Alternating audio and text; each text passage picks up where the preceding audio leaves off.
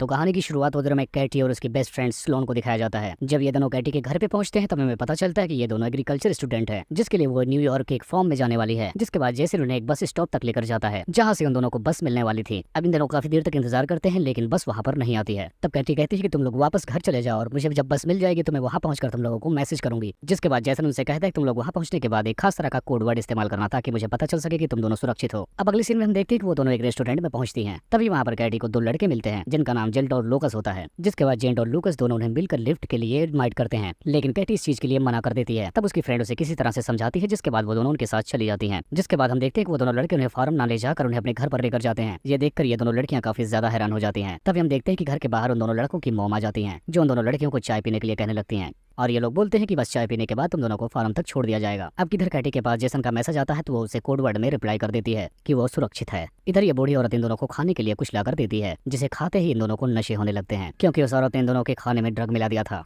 जिससे ये दोनों लड़कियां समझ जाती हैं कि उन्हें अब किडनैप कर लिया गया है। अब अगली सुबह देखते हैं कि जब इन दोनों लड़कियों को होश आता है तो ये दोनों खुद को जंगल में बंधा हुआ पाती हैं। अब इस हाल में खुद को देखने के बाद ये दोनों काफी ज्यादा डर जाती हैं और हेल्प के लिए जोर जोर से चिल्लाने लगती हैं। तभी इनके सामने जेड आ जाता है। तब वो इन्हें बताता है तुम दोनों ऐसी जगह पर कैद हो जहाँ पर दूर दूर तक कोई इंसान नहीं रहता, इसलिए अब चिल्लाना बंद करो क्योंकि तुम्हारे चिल्लाने का कोई फायदा नहीं। जिसके बाद ये दोनों लड़के आकर उन दोनों लड़कियों को अपने सामने ही नहाने के लिए फोर्स करते हैं। जिसके बाद कैटी और स्लोन लूकस को समझाने की कोशिश करती हैं। वो बोलती है कि तुम्हें जो भी चाहिए हम तुम्हें दे देंगे लेकिन हमें यहाँ से जाने दो। लेकिन ये लड़के इनकी कोई भी बात नहीं सुनते। जिसके बाद उन्हें वहाँ के कंटेनर में बंद करके वो दोनों वहाँ से चले जाते हैं। दूसरी तरफ हम जेसन को देखते हैं जो अपना फोन ढूंढ रहा होता है। तभी उसकी गर्लफ्रेंड उसे फोन के बारे में बताती है कि जेसन एक कोड वर्ड को 2 बार यूज की है, जिससे ये समझ जाता है कि जरूर जेसन किसी मुसीबत में है। हालांकि इस दौरान उसकी गर्लफ्रेंड उसे समझाने की बहुत कोशिश करती है कि वो लोग अपना ख्याल खुद रख सकते हैं। दूसरी तरफ हम इन दोनों लड़कों को देखते हैं जो एक बेरूपिया आदमी को उन कंटेनर के अंदर भेज देते हैं जो उनके साथ जबरदस्ती घुसकर करने लगता है। और जब वो लोग उसे ऐसा करने से रोकती है तो वो उन्हें जबरदस्ती मारता और सिगरेट से जलाता है। कुछ टाइम बाद इन सबको यहाँ पर एक अजीब सी आवाज सुनाई देती है जो एक जानवर की होती है जो बहुत तेजी से चिल्ला रहा होता है। और तब थोड़ी देर बाद वहाँ पर एक आदमी आता है जिसके मुंह पर पिग का मास्क लगा होता है। जिसके बाद वो स्लोन को चूज करता है और उसके साथ कंटेनर में जाता है और अंदर जबरदस्ती करता है। दूसरी तरफ हम जेसन को देखते हैं जो पुलिस स्टेशन पहुंचता है जहाँ पर उसकी मुलाकात ऑफिसर एंड्रयू से होती है। इधर हम बोरिस को देखते हैं जो लूकस और जेट के पास पहुंचता है और उन्हें बताता है कि FBI उन्हें ढूंढ रही है, इसलिए अब हमें इन्हें जल्द से जल्द ठिकाने लगाना होगा। इनकी बातों से यहाँ पर हमें पता चलता है कि ये लोग लड़कियों को पकड़कर उनके जिस्म का सौदा करते हैं। और इन दोनों की बातें हो रही थी तभी यहाँ पर कैटी छिपी हुई इन सब की बातें सुन रही थी। जिसके बाद हम जेसन को देखते हैं जो उसी रेस्टोरेंट में पहुंचता है जहाँ पर वो दोनों निकल चुकी थी और वो दोनों यहीं से उन दोनों को लेकर गए थे। जब वो रेस्टोरेंट के ऑनर से जीडी और क्लोन के बारे में पूछने लगता है तब वो उन्हें बोरिस की गाड़ी के बारे में बताता है। और जब वो शेरिफ की गाड़ी लेकर वहाँ पर पहुंचता है तो वहाँ के लोग धोखे से उसकी गाड़ी लेकर चले जाते हैं। जिसके बाद दोनों एक मॉल तक पहुंचते और वहाँ से बहुत सारा सामान लेती हैं। यही हम बोरिस को देखते हैं जो इस वक्त अपने घर पर होता है। तभी वहाँ पर कैटी और स्लोन आकर पीछे से उस पर अटैक कर देती हैं। जिसके बाद अब ये दोनों यहाँ पर बोरिस से मास्क वाले आदमी का पता पूछती हैं।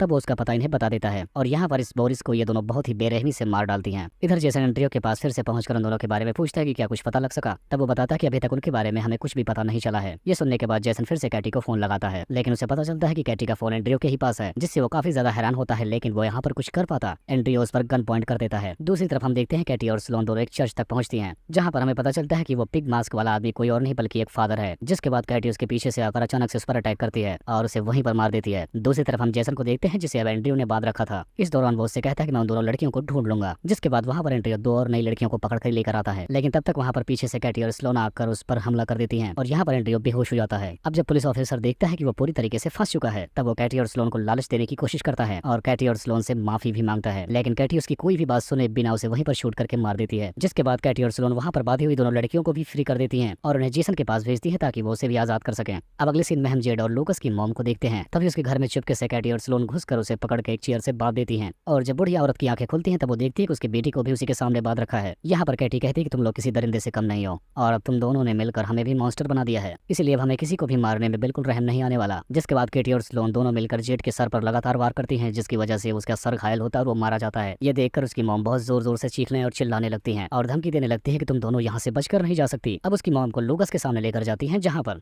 स्लोन उसके हाथों को खोल देती है और उसे बेसबॉल बैट देकर अपनी मॉम को मारने के लिए बोलने लगती हैं। लेकिन जब वो ऐसा नहीं कर पाता तो स्लोन खुद अपने हाथों से गन से लेकर उसे मार देती है। जिसके बाद वो उस गन को साफ करके लूकस के हाथों में दे देती है जिसकी वजह से पुलिस को ये लगे कि ये सारे लोग आपस में ही लड़ भिड़ कर मर गए। यहाँ पर हमें पता चलता है कि इन दोनों ने मिलकर बाकी क्राइम सीन्स भी क्लियर कर दिए हैं। अगले सीन में हम देखते हैं इधर जब जेसन अपनी सिस्टर के घर पर पहुंचता है तो वहाँ पर वो देखता है कि केटी और स्लोन दोनों एकदम ठीक है और इस दौरान ये दोनों न्यूयॉर्क के लिए निकल रही थी तो उनकी मॉम काफी ज्यादा परेशान होती है। लेकिन जेसन उन्हें समझाता है कि वो दोनों बड़ी हो गई हैं, अपना ख्याल खुद रख सकती हैं और इसी को दिखाते हुए इस कहानी का यही